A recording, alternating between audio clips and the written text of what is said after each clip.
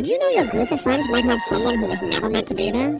During the trip, 8 friends rented a single van. They remembered it clearly at 4 rows, 2 per seat. No one stood. But when they stopped at a gas station halfway through, something felt wrong.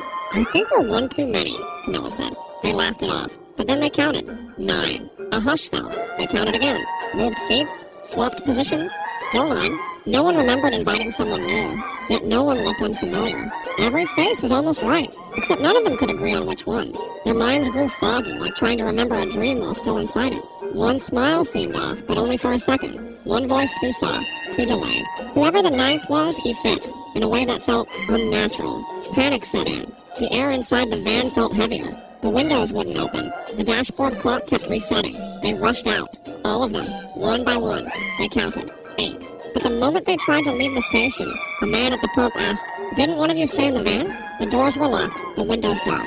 And inside, in the last row, someone sat. Still, facing forward. They reported it. Police searched. No one was found. Not in the van, not on the cameras. 2 weeks later, Camilla was scrolling through the trip photos on her phone. One image made her stop. The group back in the van, everyone smiling. 9 people. Congratulations, you've been hired for the overnight shift at a lonely highway gas station. The job is simple, just follow the rules. Rule number 1, if a customer comes in with coins that feel ice cold, don't give them change. Drop the coins in the red box under the counter. Don't look at their face. Rule number 2, at 1:47 a.m., the outside lights may flicker. Do not go outside until they stop. If someone knocks on the glass during the flicker, ignore it. Rule number 3, check the bathrooms every 2 hours. If the mirror is fogged, leave it. Do not wipe it. The figure you'll see isn't you. Rule number 4, if a black pickup parks by pump 3 but no one gets out, keep your eyes on the clock. If the truck stays past 2:30 a.m., shut off all the lights and hide behind the counter until you hear it drive away. Rule number 5, if the radio behind the register turns on by itself and plays static, unplug it immediately. If you don't, it will start speaking your name. That's all. Good luck.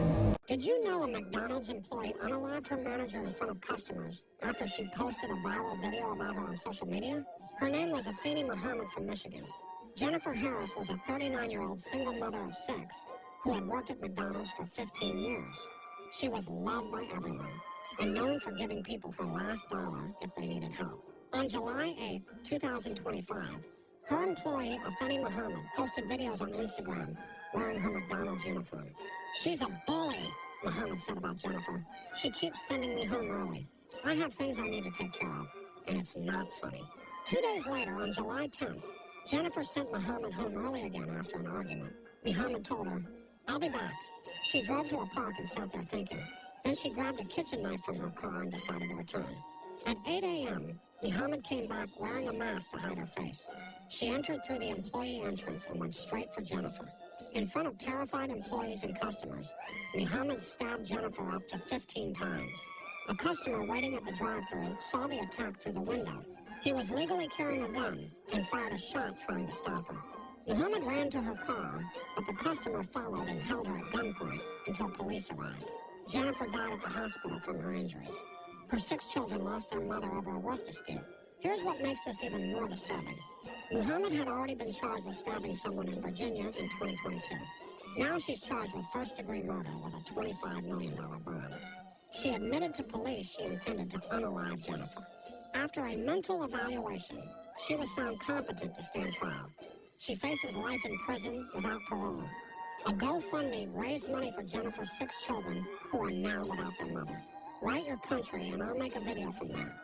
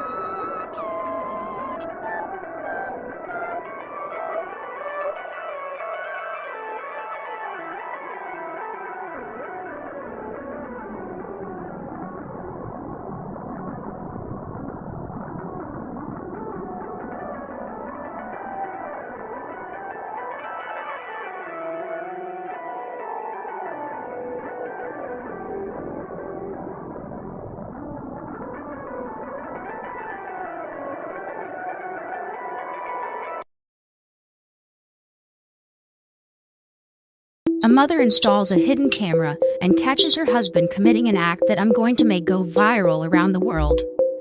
Darwin, Estefania, and their 4-year-old daughter Noemi formed a very happy family. They did many things together, and every Sunday they would go out for a walk with the family dog Tobias. But little by little, Estefania began to feel that something was strange. First, her husband started acting distant. He began staying out at night, only coming home the next day, and never explaining what he was really doing. Then it was the daughter's turn to start pulling away. Noemi, once affectionate and talkative, now avoided her own mother. Estefania was devastated, and when she asked what was going on, both Darwin and the daughter replied that everything was fine, that there was no reason to worry. Even so, her heart didn't believe it. Click the red More button on my photo and comment part 2 for the continuation.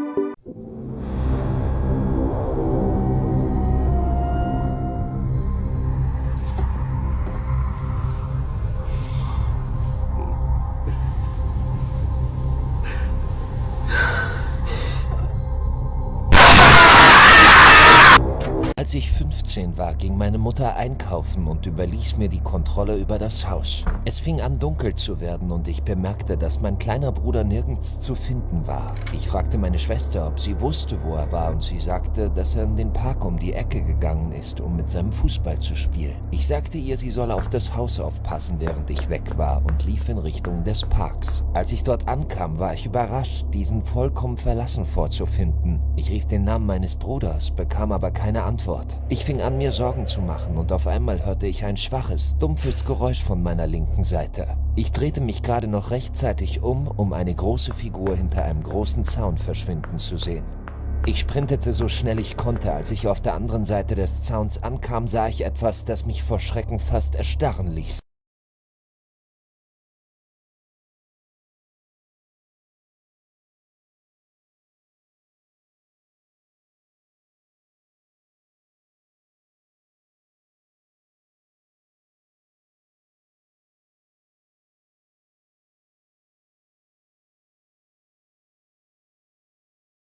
This was the most evil woman to ever live. Her name was Linda May. She was born in 1923 in a small town in Iowa. To everyone, she seemed like a quiet widow. She had a little farm and spoke with a soft, kind voice. But between 1950 and 1971, at least 17 people went missing near her land. Hitchhikers, traveling salesmen, even a police officer just vanished. Nobody thought it could be Linda. The police believed wild animals or accidents by the river were to blame. But everything changed in 1972 when her barn caught on fire. Firefighters broke down a sealed wall inside, and what they saw was terrifying. 5 metal chairs bolted to the ground with straps for arms and legs, a rusty sink with dried blood in the drain, and shelves of glass jars filled with fingers and other body parts. When the police arrested her, Linda didn't even look scared. She smiled and said, "I gave them a home, and they gave me company." She died 5 years later in her jail cell. But the worst part? Only 7 victims were ever found. Linda had a notebook. Inside were 17 names, each one crossed out. No one ever found the rest.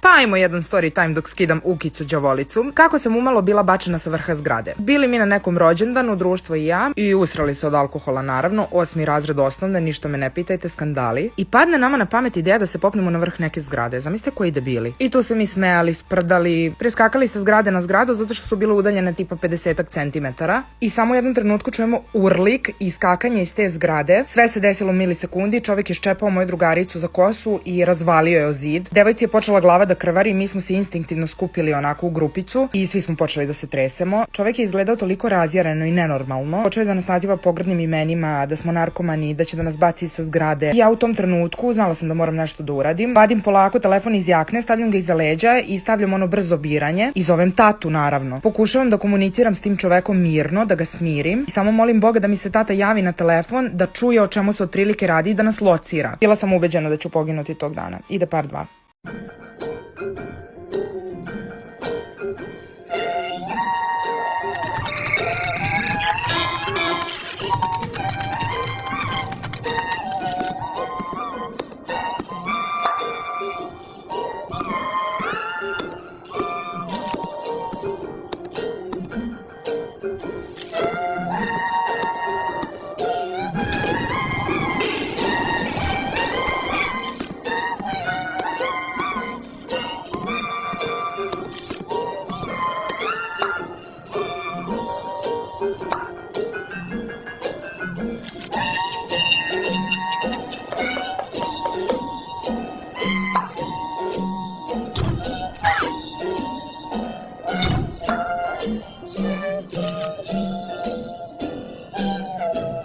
When this woman broke out of prison, all hell broke loose.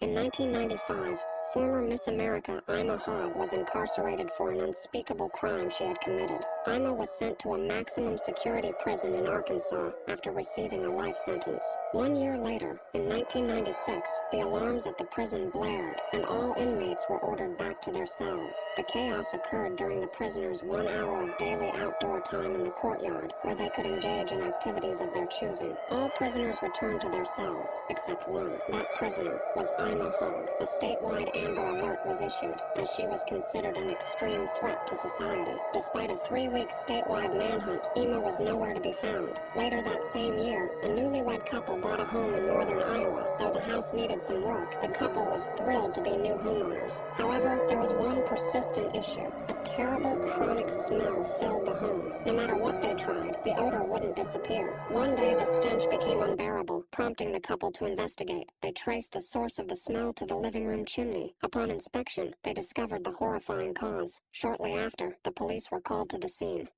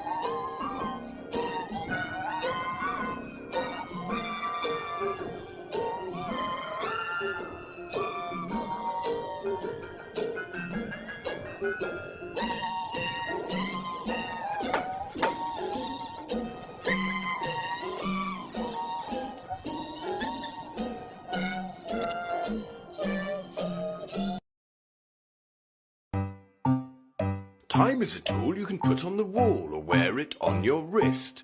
The past is far behind us. The future doesn't exist. Oh, what's the time? It's 9:15. Time to have a bath. What? I am the reason so many people go missing in Alaska. Hello, my name is Urban. I am a Kushtaka.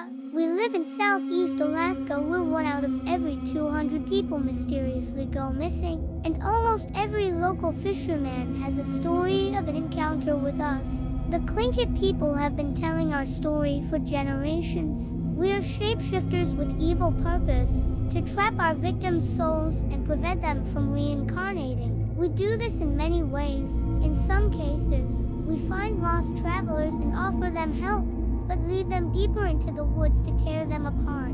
Other times, we hide in groups and lure our victims away from safety into deep waters at night by imitating crying babies